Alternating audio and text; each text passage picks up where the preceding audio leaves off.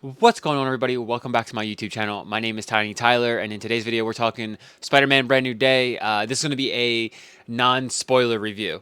So I just saw the film for the first time yesterday, and I'm going to make two reviews. I'm going to make another one I'm going to go see it again tomorrow.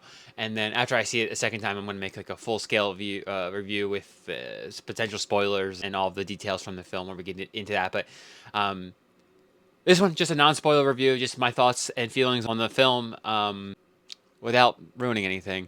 Out of the way, let's get into this. I emphasize here too is like, even I think it's pretty, if you follow the leaks, if you follow the rumors surrounding these films, if you spend a lot of time looking into this content online, you may have already heard who Sadie Sink's playing. I'm not even going to spoil that, even though I feel like it could potentially be pretty common knowledge at this point, because while I was watching the film, when they finally revealed who she was playing, like half of the audience was shocked. So I'm gonna stay away from that as well. Okay, with that out of the way, let's get right into this and just start with like one of the things I really enjoyed the most about this film is like there was like they paid respect to all of the Spider-Man films before this one, not just the Tom Holland films, but the Garfield films and the Tobey Maguire ones. There were like these subtle little hints at these films in this, like just little pieces that, like, if you have seen all the Spider-Man films, it's kind of like there was like this gratification for it because it was like subtle fan service that didn't disrupt the film, and it fit in there in a fashion that it didn't, like, you didn't have to see the other films to know it was there. So without spoiling anything, they did a really awesome job of paying respect to all of the Spider-Man films before this one, and I really enjoy that as someone who grew up with all the Spider-Man films, the Raimi trilogy, and like I had Andrew Garfield, the Amazing Spider-Man films, like they hold a special place in my heart. So it's like I'm Team Andrew Garfield all day. Just saying. I'm not saying he's the best Spider-Man, but he's my favorite. So it was really cool to see all that come in.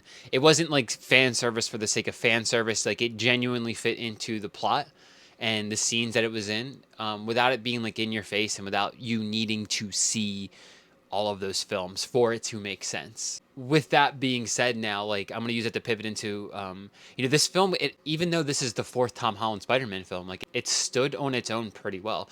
You didn't necessarily have to see all that much for it to all make sense and click. I mean, to understand who Bruce Banner is and the Punisher and all these other people, it helps, but it was a pretty self-contained storyline that I really enjoyed. In my personal opinion, like, I think they were going for more of a friendly neighborhood Spider-Man vibe, and they definitely got closer to that than we've ever seen with Tom Holland before, but it still didn't give me that impression in the same way that like Andrew Garfield's Spider-Man did.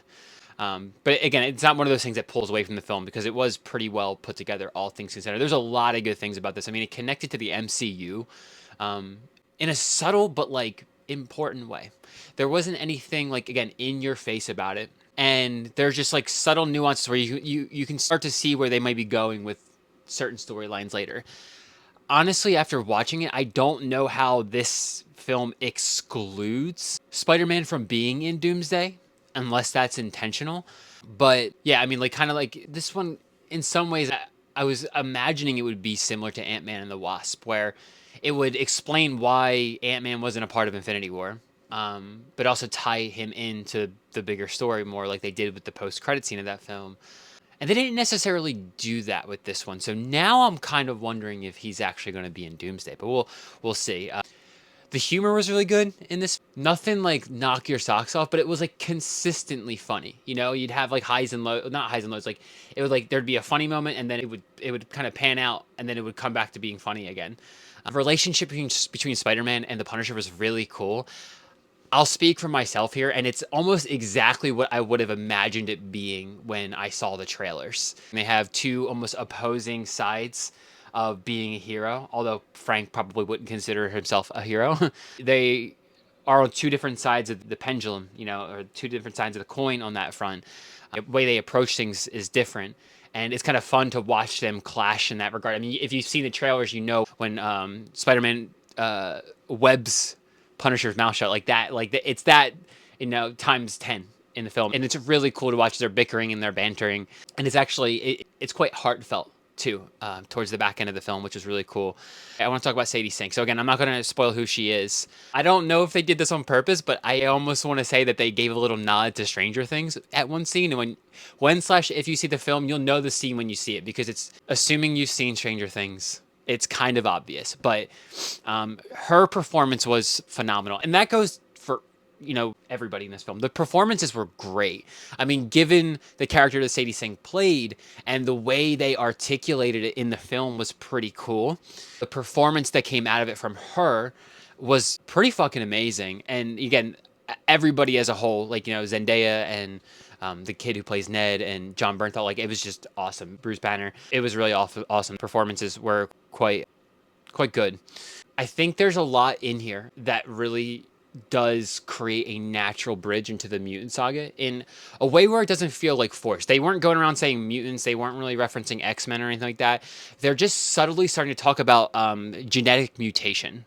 And, you know, with Hulk being in it, you've seen the scene in the trailers where Peter goes to talk to Hulk about it. You've seen the scenes in the trailers where Peter is starting to mutate himself, or morph, if you will. So, like, they're talking about genetic mutation with these two characters whose genes have been infused with you know, in Peter's case, it's a arachnid. I'm thinking of the Pokemon Arachnid. Anyway, and then with Banner, it's Hulk, right? So they're using that as a natural bridge into the mutant saga, or at least that's my interpretation of it, which is really cool, because it's not like, here's the mutants. Like, no, like, they're talking about mutation and stuff like that. They've been dropping little hints throughout the MCU. If you've seen Ms. Marvel and Namor, things like these characters, they've been dropping subtle hints here and there, kind of leading up to it. And this is like, it almost feels like it culminates where they're not going full-blown mutant yet, but it's just like, some people have genetic mutations, and it's like, that's a good segue, in my personal opinion, into the mutant saga, which is pretty cool. The visuals were fucking stunning. The cinematography was amazing. Like, I don't think I've ever felt that immersed in the Spidey suit before, and it wasn't like how it was with Iron Man, where you're watching him like this. Like, it feels like you're in the suit with Peter in this, and that was a really cool experience with this film. The fight choreography was great, and especially because, like, they're working with these fictitious webs, and it was just really cool because the fights themselves were great. You know, you've seen the hand in the trailers if you know who they are. So they're ninjas, so it's like, you know, you can already kind of get the imagination going, like, what kind of fight scenes are you going to see here? But that combined with Peter's powers, you know, I mean, his Spidey senses and then the webs and stuff like that. I mean, it was just phenomenal. Really fucking cool. The only, like, asterisk I'll put on this, and again, just as this doesn't really take away from how much I enjoyed the film, but, like, if I was going to give it like a 10 out of 10, this would knock it down a peg to like an 8.5 or an 8 out of 10. The third act was kind of weak to me. Not weak in bad. It just, for everything they were building up to, it just feels like it kind of like, it flattened out instead of just kind of peaking at the end. Peaked in act 2 and then flattened. It wasn't something I would say that the film was bad. Like, I'm not even, it's not even a critique in a critical sense. I guess more just of an observation. But yeah, I mean, all in all, I really enjoyed the film. I really liked how they're tying it into the MCU in a larger picture. I also like how it was more contained, where you don't really need to know all these things for it to make sense. There was a good amount of like fan service, not just within the MCU proper, but like with all the Spider-Man films. Peter and Frank were great. Sadie Sink's performance was great. The film, all in all, I'd probably give like an 8.5 out of 10, because like the visuals, choreography, or cinematography and fight choreography was just fucking awesome. Like, I really enjoyed it. Henceforth, why I'm going to see it again. So if that's any indication, again, that third act just flattening out, like, it wasn't like, this movie sucks now, you know, I'm never going to see it. Like, I like it that much, even that third act is causing me to go see it again tomorrow. So anyway, those are my thoughts on the film. I didn't spoil anything, but if you're on the fence about it, I highly recommend it, especially if you're a Spider-Man fan and you've liked all of the Spider-Man films up to this day, and especially if you like Tom Holland. Totally worth the trip to the movie theater. It was a really awesome film, really fun. I got to sit next to some kid, and him and I were getting excited about the same things. It was really cool. So anyway, okay, that's it. That's all. Stay tuned within a few days, and I will be posting the spoiler version of the review. All right, peace out, y'all.